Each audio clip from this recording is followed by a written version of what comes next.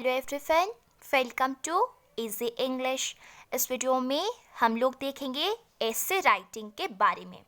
तो अगर आपको टॉपिक दी जाए, आपका टॉपिक है व्हाई इंग्लिश इज़ इम्पॉर्टेंट। जो इंग्लिश होता है वो इम्पॉर्टेंट क्यों होता है, तो उसी के ऊपर आपको ऐसे लिखना है। तो फिर आपको क्या करना होगा, तो इंग्लिश के बारे में ज़्यादा नॉलेज होनी चाहिए कि इंग्लिश कितना इम्पॉर्टेंट होता है। पहले आपको टॉपिक को समझना है, उसके बाद ही ऐसे लिखने की कोशिश करनी है। तो चलिए शुरू करते हैं। English is official language of 53 countries and spoke by around 400 million people across the globe. जो इंग्लिश होता है, हमारे वर्ल्ड में कितने कंट्रीज़ हैं? 195 कंट्रीज़ हैं। तो फिर उसमें से जो 53 कंट्रीज़ जो होते हैं उनकी ऑफिशियल लैंग्वेज इंग्लिश ही होती है। ठीक है, ऑफिशियल लैंग्वेज वो होता है जो ज़्यादातर जो भाषा बोली जाती है उसे हम कहते हैं ऑफिशियल लैंग्वेज। जैसे कि इंडिया में आप हो, ठीक है, हमारा देश का नाम भारत है, तो फिर जो भारत में जो ऑफिशियल लैंग्वेज होता है वो हिंदी ही होता है। ठीक है, तो इंडिया में सबको हिंदी आना चाहिए, तो हिंदी जो होती है वो ज़्यादातर भाषा बोली जाती है। ठीक है, तो वैसे ही जो इंग्लिश होता है वो 53 कंट्रीज़ का ऑफिशियल लैंग्वेज भी होता है। और हमारे ग्लोब में, मतलब हमारे अर्थ में 400 मिलियन पीपल यानी कि 400 मिलियन लोगों को इंग्लिश बोलना आता है।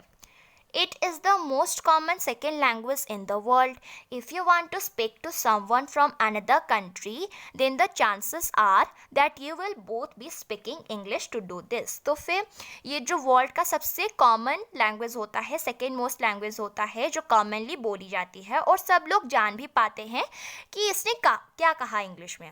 तो अगर आप किसी से बात करना चाहते हैं जो दूसरा कंट्री से है, यानी कि जो फॉरेनर है, इंडिया में तो ज़्यादातर टूरिस्ट आते रहते हैं, तो अगर आपने किसी फॉरेनर से मिल लिया या फिर आप किसी दूसरे कंट्री में जा रहे हैं, तो चांसेस है कि आप इंग्लिश में ही बात करेंगे, क्योंकि वो आपकी हिंदी भाषा समझ नहीं पाएंगे। हाँ, कुछ कुछ लोग होते हैं जो हिंदी समझ पाएंगे आधा, पर जो ज़्यादातर ऐसा है, मतलब हम ऐसा कह सकते हैं दावे के साथ कि आप इंग्लिश में ही बात करेंगे।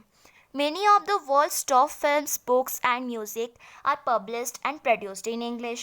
जो वर्ल्ड के जो टॉप फिल्म होते हैं, जो मूवीज़ होती हैं, किताबें होते हैं, जो म्यूज़िक होती है, वो इंग्लिश में प्रोड्यूस की जाती है, यानी कि बनाई जाती है और पब्लिश भी की जाती है और प्रोड्यूस भी की जाती है।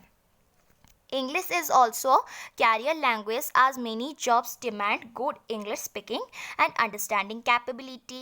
जो English होता है वो एक कैरियर लैंग्वेज भी होता है करियर के लिए। जैसे कि आप एक बैंकर बनना चाहते हैं, राइट, या फिर आप एक साइंटिस्ट बनना चाहते हैं, इंजीनियर बनना चाहते हैं, तो इसी के लिए इंग्लिश आना बहुत ही ज़रूरी है। जैसे कि सरकारी कामकाज में भी इंग्लिश ज़्यादातर यूज़ की जाती है। जो आपके जो बहुत ही जो अर्जेंट पेपर्स होते हैं, जैसे कि प्रॉपर्टी के जो पेपर्स होते हैं, तो वो भी इंग्लिश में ही लिखी जाती है। जो इंग्लिश है ना, वो यूनिवर्सल लैंग्वेज है।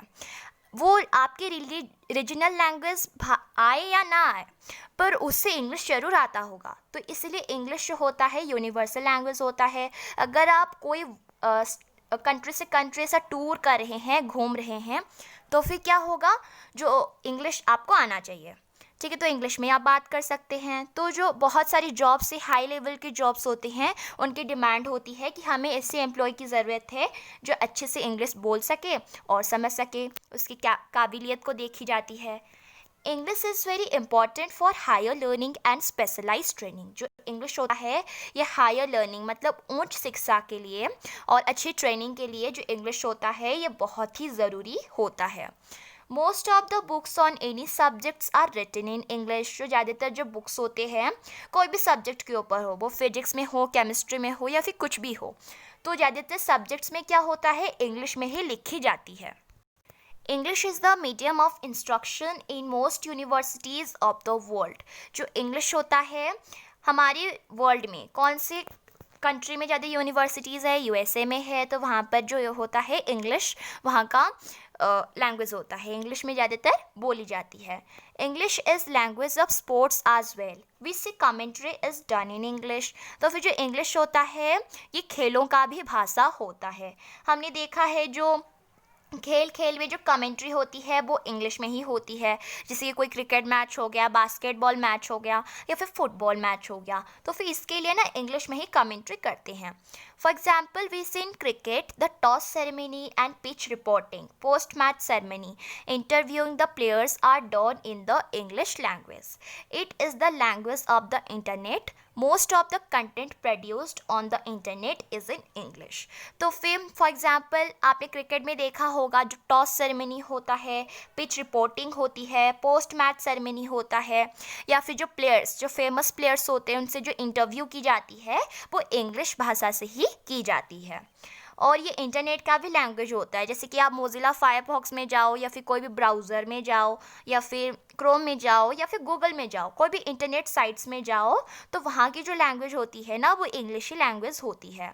जो ज़्यादातर जो कंटेंट होते हैं वो इंटरनेट में जो जनरेट की जाती है वो इंग्लिश में ही होती है.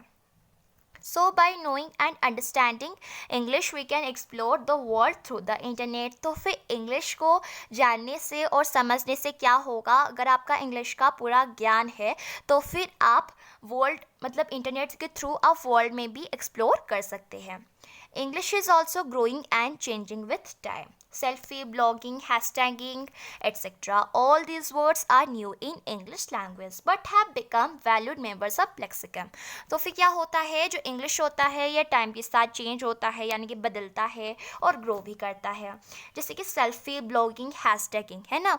तो देखिए जो बोलते हैं ना ट्विटर में जो ट्वीट करता है, ट्वीट जो है वर्ड वो पहले इंग्लिश में नहीं था बल्कि ये जोड़ रहे हैं, ऐड हो रहे हैं इंग्लिश डिक्शनरी में.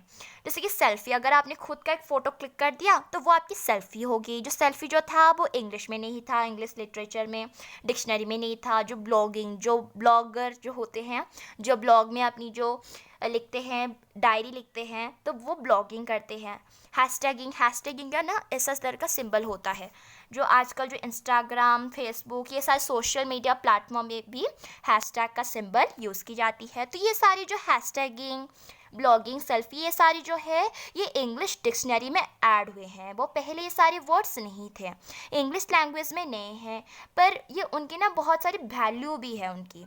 और more than any other language English continues to evolve and absorbs new words. तो फिर बहुत सारी लैंग्वेज से भी, अलग अलग लैंग्वेज से भी ज़्यादा जो इंग्लिश होता है वो इवॉल्व करता है और जो नई नई वर्ड्स है उसे एब्जॉर्ब करता है.